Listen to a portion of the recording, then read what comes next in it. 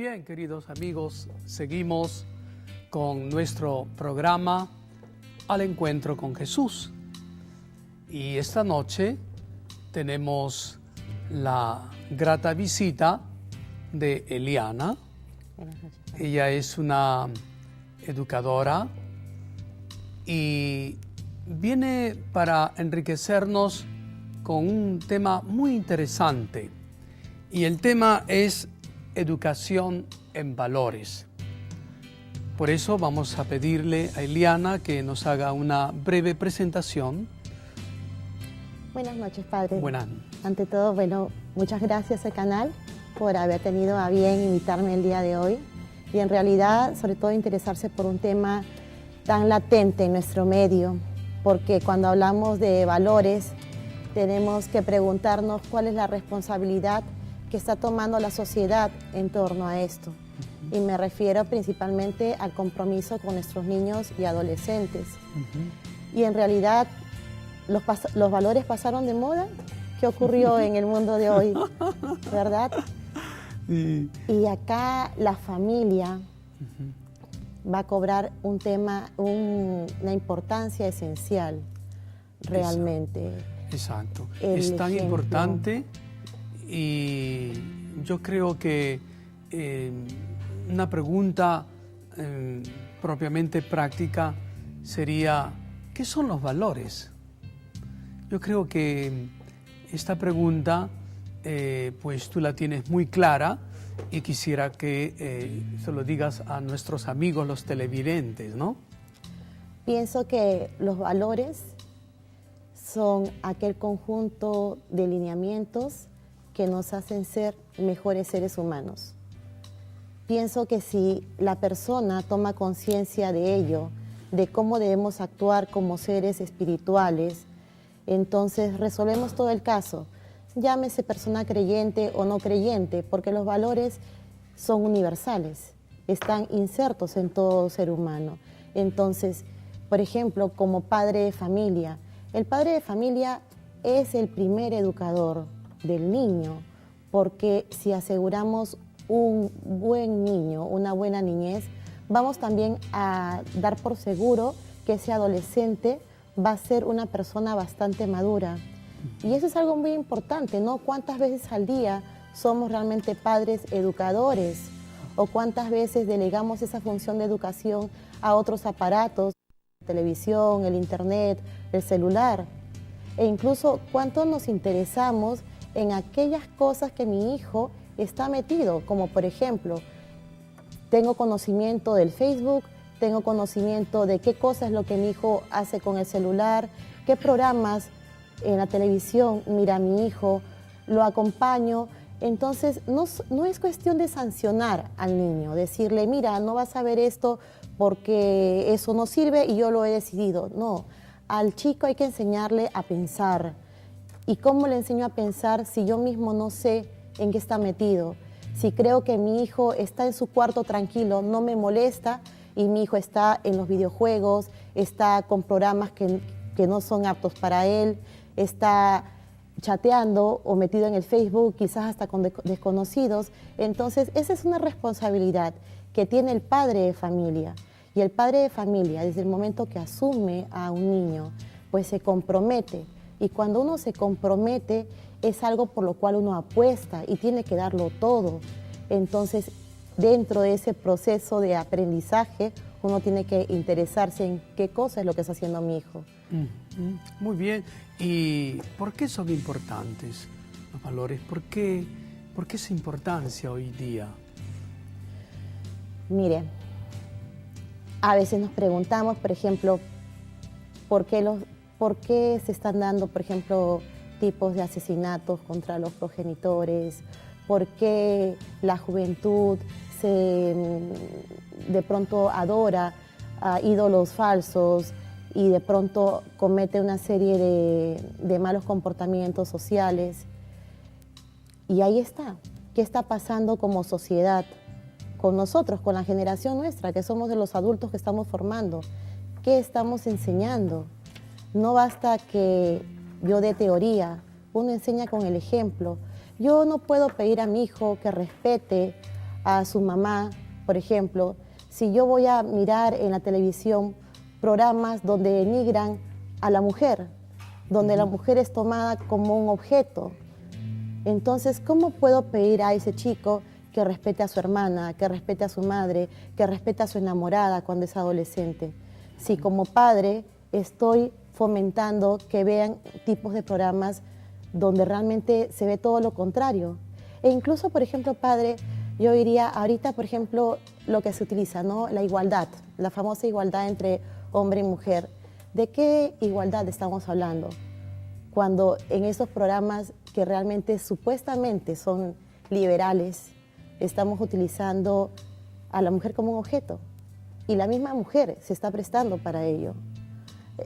Precisamente antes de venir al programa, cuando me dijeron acerca del tema, veía en la mañana una entrevista en un canal.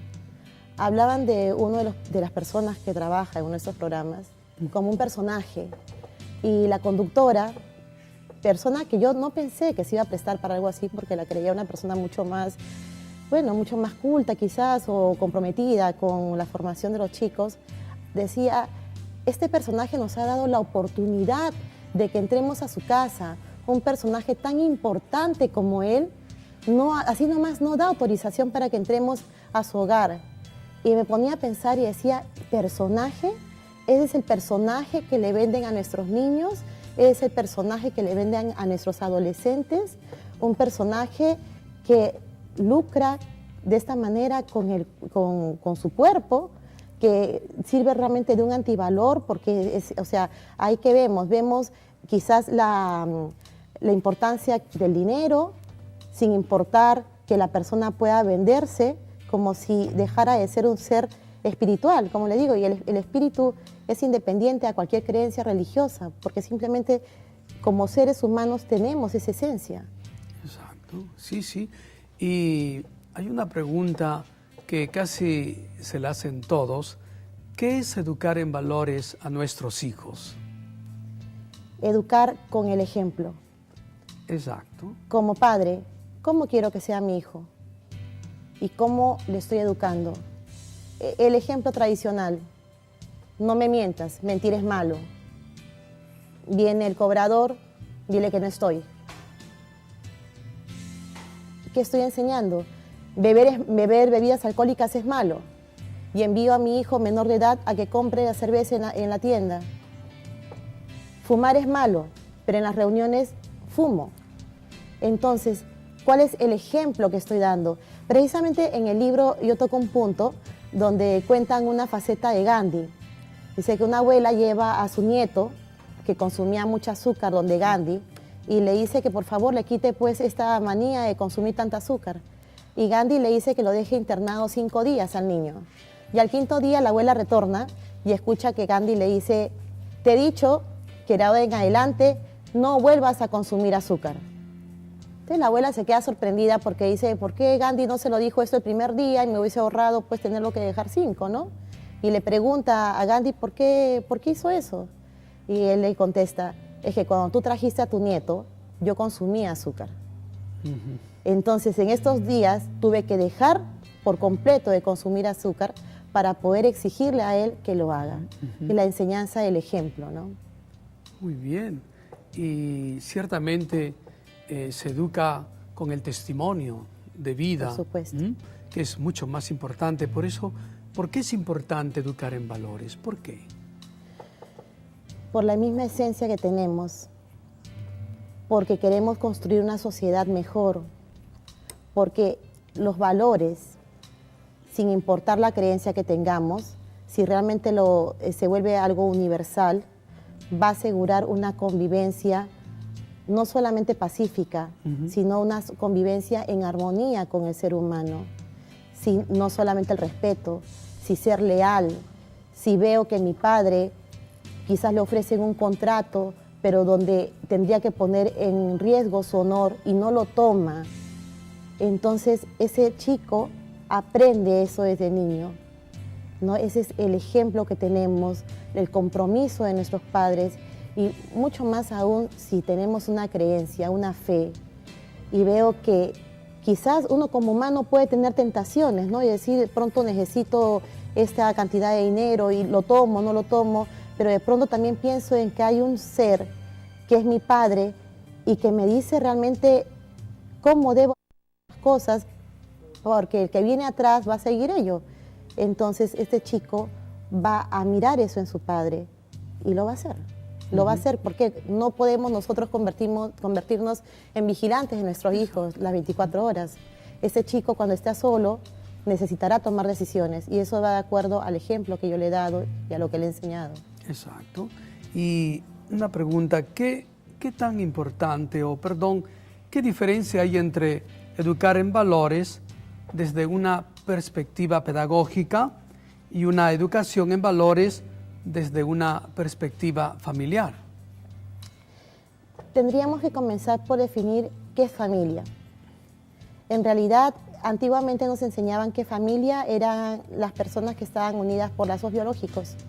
Y hoy día se ven que existen muchos otros tipos de familia, incluso familias adoptivas, familias de niños que se crían con padrinos, y esas personas son las que van a ser las veces de padres. Entonces, el día a día, uno va convirtiéndose en maestro del niño, en educador. Sin embargo, por ejemplo, en el plano de la educación, el pedagogo, el maestro, que debe ser una persona que en principio tome esta carrera por vocación, se va a convertir en un complemento importante de la familia. Y muchas veces diría yo que incluso hasta llega a suplir algunos puntos referenciales. Y se lo digo como educadora porque he visto incluso muchos chicos que llegan de familias disfuncionales, que por X motivos están deshechas y sin embargo toman ejemplos de sus educadores en la escuela. Entonces, padres y maestros, psicólogos educativos dentro de la escuela deben hacer un bloque entre todos para trabajar en conjunto, de manera separada, y ello también lleva a que la educación es un compromiso, no es un negocio. ¿Y qué tan importante es la educación en valores desde la familia? Como le decía al principio, en realidad los padres se constituyen como los primeros educadores y los profesores vienen a ser aquellos que complementan. Entonces, un niño desde que es concebido es educado de acuerdo al tipo de embarazo que hace la madre, de acuerdo cuando nace, por ejemplo, lo que él escucha en casa, lo que él vive en casa, el tipo de familia que tiene.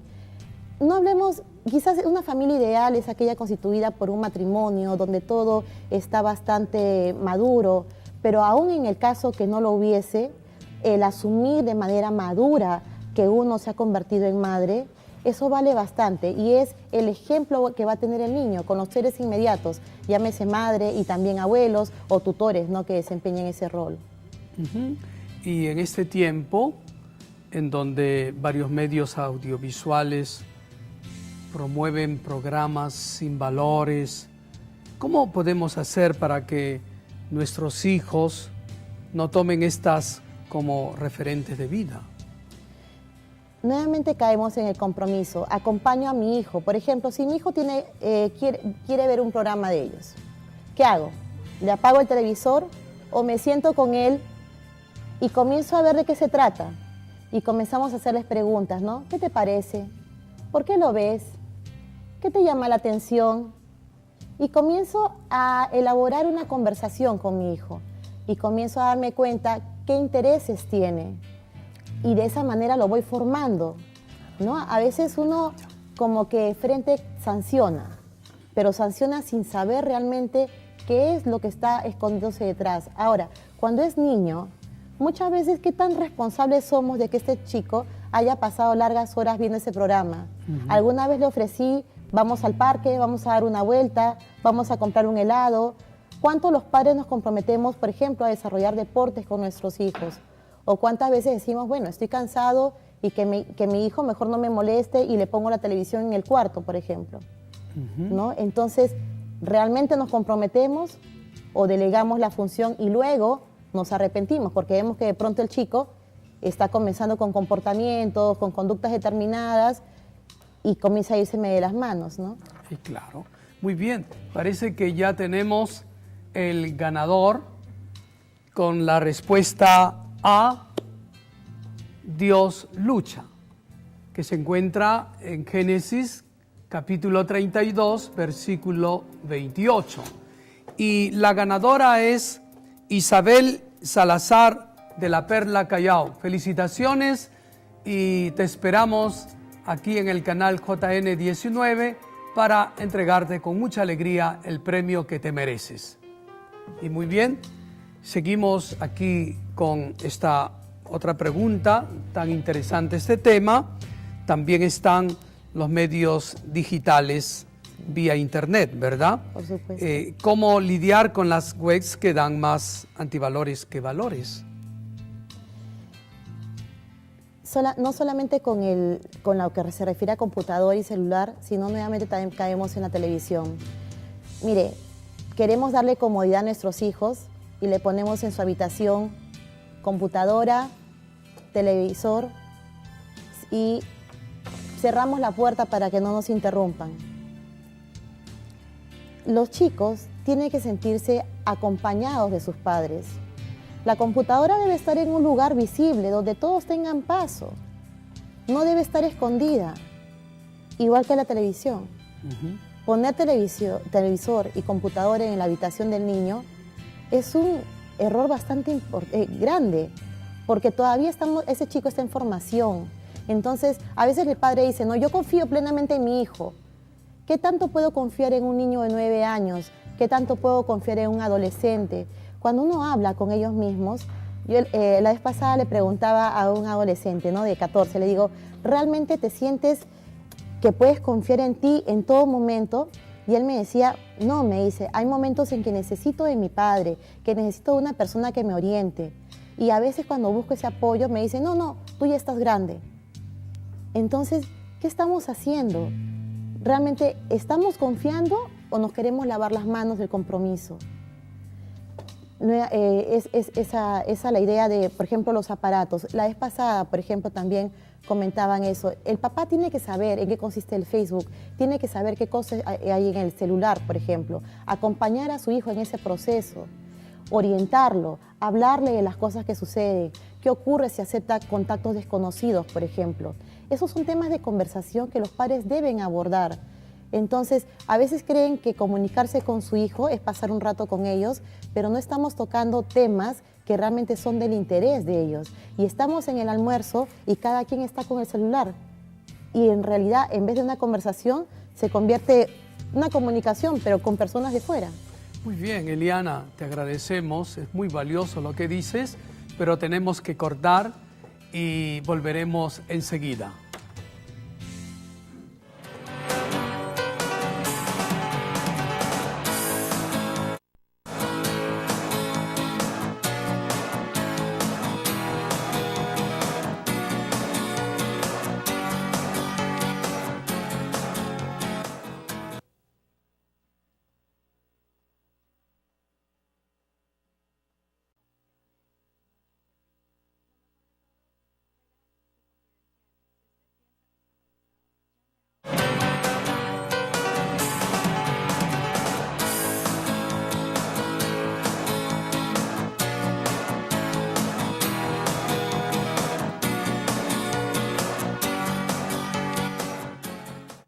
Queridos amigos, regresando con el programa Al Encuentro con Jesús. Y seguimos también con Eliana Ortega, educadora y escritora, que nos va a exponer un tema también importante, criando hijos felices. Y pues la pregunta sería, ¿cómo saber si tu hijo o tu hija es feliz? Y en realidad el principio sería, ¿qué es la felicidad? ¿Qué consideramos que es la felicidad en nuestra vida? Y la felicidad no es estarnos riendo en todo momento, ni estar con una sonrisa de oreja a oreja. La felicidad es una decisión de vida. Van a haber problemas fuertes, pero ello no debe quitarme la esencia del querer ser feliz. ¿Y cuándo soy feliz? Soy feliz cuando en la noche puedo irme a la cama a dormir, sabiendo que si al día siguiente Dios recoge mi vida, estoy preparada para ello. Cuando sé que hasta el momento estoy haciendo las cosas lo mejor que puedo. Equivocándome quizás, porque soy ser humano, pero cuando me equivoco reconozco ello. Entonces, ese es un principio de felicidad. La felicidad es aquel valor que hace que la persona se sienta realmente realizada. Estoy conforme con lo que hago, estoy conforme como padre de familia en mi trabajo, estoy conforme en mi oficina, en mi trabajo, que irradio al resto. Cuando me siento bien conmigo mismo, entonces puedo decir que estoy en ese camino de la felicidad. Eliana, ¿y hay claves que podemos usar para hacer más felices a nuestros hijos? Vamos a partir de, número 1, el ejemplo y cuánto compromiso tengo yo con mi hijo, si yo realmente soy feliz, porque eso se contagia. Si yo no soy feliz, ¿cómo enseño a ser feliz al otro? ¿No? Mi hijo es mi fruto.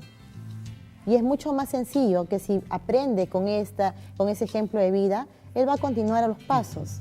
Pero si ve un padre infeliz, un padre, por ejemplo, que se queja del trabajo, que llega fastidiado de su jornada laboral, mal geniado, y yo le digo a mi hijo, mira, estudia para que algún día consigas un trabajo. Entonces, es como que un antitestimonio, ¿verdad? Le estoy diciendo que él va a conseguir un trabajo en el futuro y yo me quejo de tener un trabajo. Si debería sentirme contento. ¿Cuántas personas no tienen un trabajo? ¿Cuántas personas no pueden llevar un sustento a su hogar? Y yo tengo el privilegio de contar con ello. Entonces, eso es un motivo de felicidad, de irradiar a mi hijo que realmente estoy contento con lo que estoy haciendo. Muy bien, y podemos nosotros enseñar a nuestros hijos a ser felices o solo podemos guiarlos. Enseñamos con el ejemplo, pero al final cada ser humano toma la decisión, ¿no?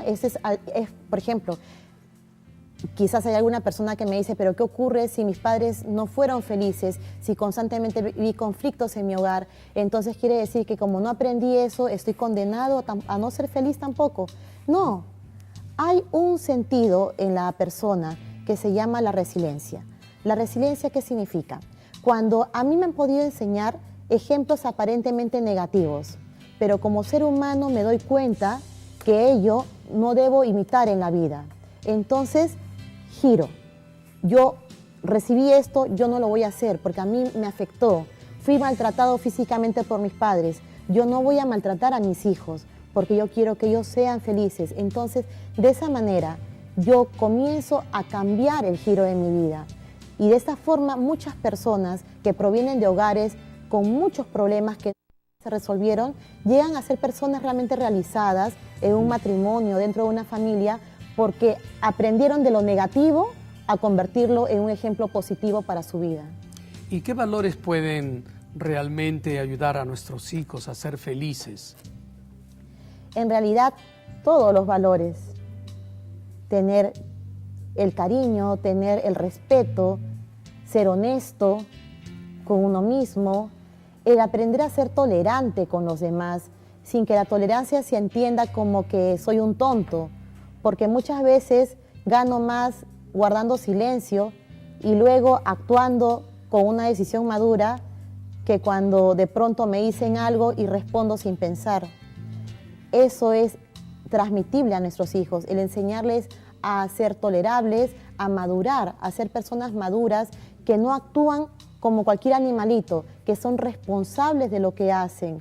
A enseñarle a mi hijo que cuando uno comete un error, uno tiene que hacerse responsable del error. Desde pequeñito, ¿no? No estudió, pues tienes que ir al colegio, saldrás desaprobado en tu examen. Eso te va a formar. Tendrás que hablar con tu maestra, reconocer que no estudiaste. Entonces estoy formando una persona responsable. Hacer que mi hijo afronte los problemas, pequeños quizás que tiene por la edad, pero estoy enseñándole a ser responsable. Mañana más tarde ese chico, antes de actuar, va a pensar. Y si se equivoca, va a ser lo suficientemente maduro para poder enfrentar en la vida los errores que pueda tener. Y ser sobreprotector ayuda al desarrollo y a la felicidad de nuestros hijos. es un concepto bastante errado que se tiene, ¿no? A veces cuando el niño es pequeñito, uno quiere satisfacer todas sus pseudo necesidades, porque un niño pequeñito, por ejemplo, yo le puedo regalar una muñequita de 5 soles y va a valorarle igual que si le regalara una muñeca de 20 o de 30 soles, porque simplemente es el contacto, el afecto con el niño. Pero si yo le enseño a mi niño a que las cosas valen por la marca, entonces mañana más tarde va a ser un adulto que valdrá por la marca y que si no tiene una ropa de marca no puede salir a la calle. Claro. Entonces, realmente ese es un error, padre, que se ve a menudo. Y es bastante penoso porque cuando uno habla con los niños no quieren cosas. Los niños quieren a sus padres. Y me refiero específicamente a niños, no estoy hablando de adolescentes. ¿Por qué? Porque el niño ve a su padre como un héroe. Para el niño su padre es todo. Entonces el niño no le importa que el padre tenga dinero o no lo tenga, simplemente lo quiere a él. Y ese es el tiempo cuando los padres deben aprovechar a sus hijos, porque después cuando esos chicos se convierten en adolescentes, como es propio de la edad, van a tener mayor contacto con una sociedad. Entonces, si yo no lo preparé, si no le di las herramientas para ese contacto con la sociedad, no puedo luego quejarme de qué cosa la sociedad puede hacer con mi hijo, porque va a conocer gente buena, pero también va a conocer gente mala. Entonces, ahí va a entrar a tallar la formación que yo le di.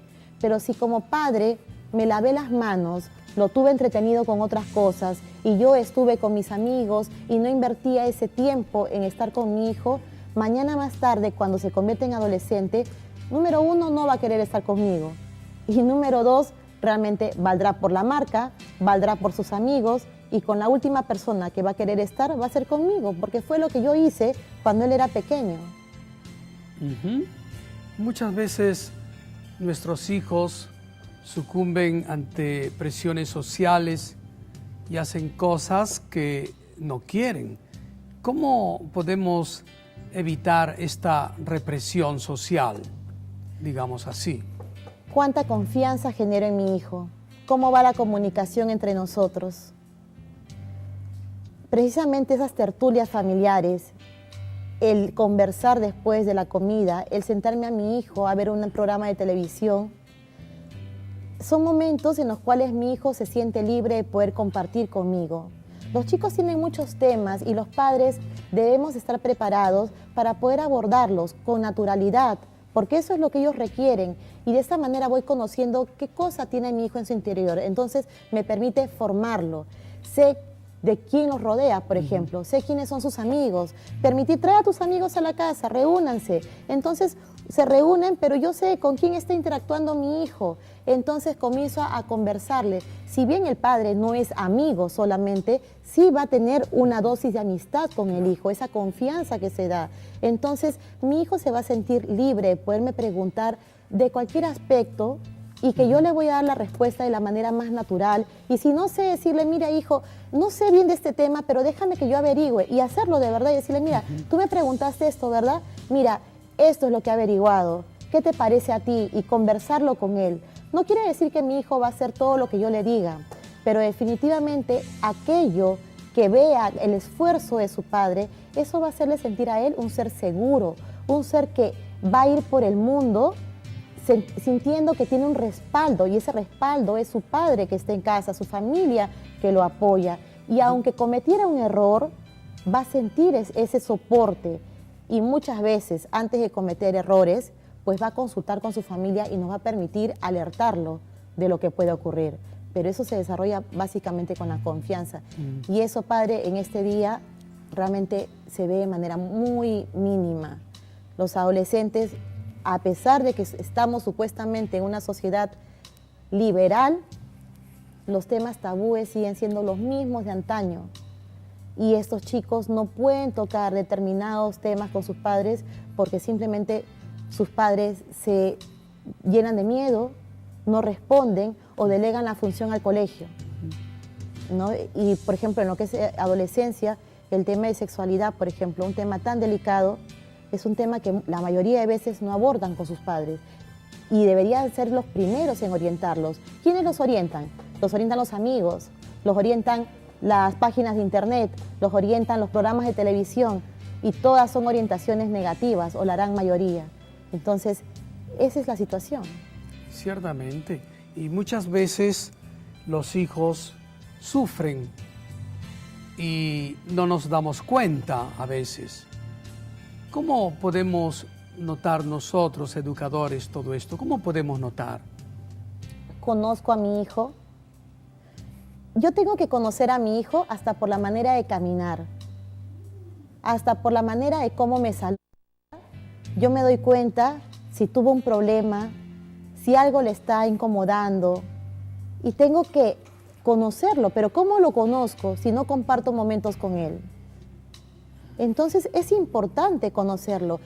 La confianza que decíamos hace un momento y el conocimiento del ser humano. Mire, algo tan sencillo, los que tenemos una mascota en casa, la mascota simplemente tiene ojos para nosotros, ¿verdad? Y la mascota, cuando uno está triste, pareciera que intuyera y se pone a nuestro lado y todo ello, porque vive para nosotros.